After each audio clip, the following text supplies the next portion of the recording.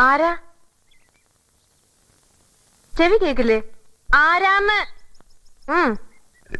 ഞാനൊരു വഴിപോക്കനാ. ഇവിടെ ചുറ്റമ്പലത്തിൽ എന്താ കാര്യം? ഇത് പൊതുവഴിയല്ല. നമ്മൾ ആരാണാവോ? അതല്ലല്ലോ ഞാൻ ചോദിച്ചതിനുള്ള മറുപടി. ഇതെന്താണ്? കാവിലെ ഭഗവതി നേരിട്ട് പ്രത്യക്ഷപ്പെട്ടതാണോ? അതെ.